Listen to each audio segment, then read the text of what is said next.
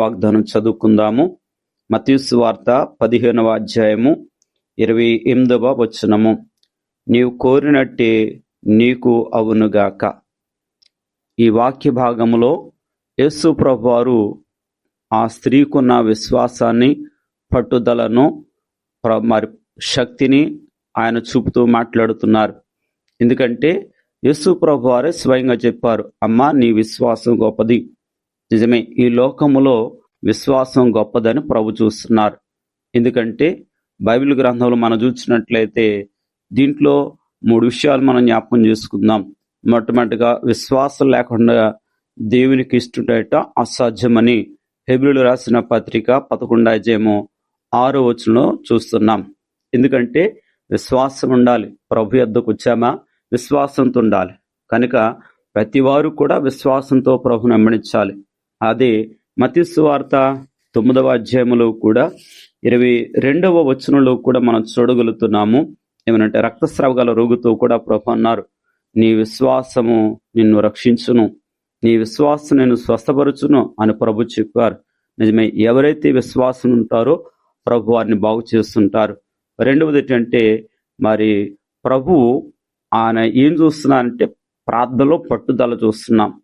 ఆమె ఎంతగానో ప్రాధాన్యపడింది, పట్టుదలతో కనుకనే ప్రభు ఆ గొప్ప కార్యం చేశారు.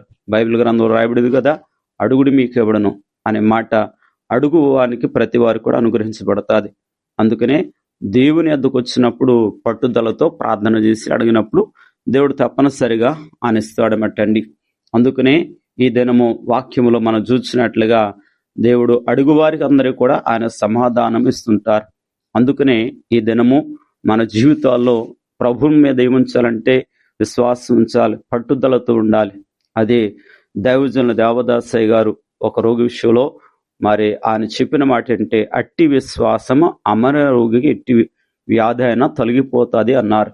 కనుక ఏ వ్యాధి అయినా కానీ ప్రభు యందు విశ్వాసం ఉంచినట్లయితే ఆ రోగము తగ్గుతుందని దైవజనులు దేవదాసయ్య గారు చెప్పారు. కనుక ఈ దినము విశ్వాసంతో ముందుకు వెళ్ళండి. ప్రభు మీకు ఏది కావలసిన వచ్చినా కానీ ప్రభు ఆయన తప్పనిసరిగా స్వస్థత ఇస్తారు, మేలుస్తారు. అడగడం మరి తప్పనిసరిగా ప్రభుని అడగండి. మీకు ఈ దినము ప్రభు గొప్ప కార్యం చేస్తారు.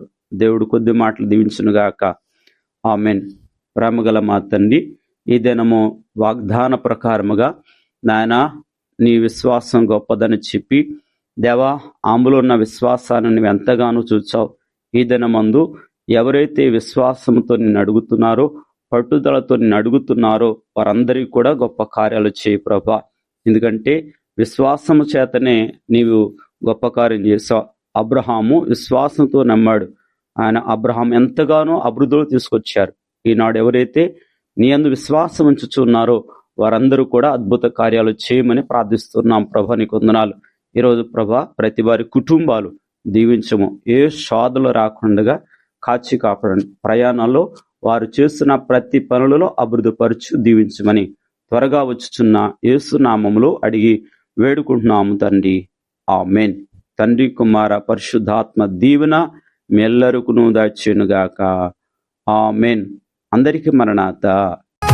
ఆనందం నీలోనే, ఆధారం నీవేగా, ఆశ్రయం నీలోనే నా యేసయ్యా, స్తోత్రార్హుడా.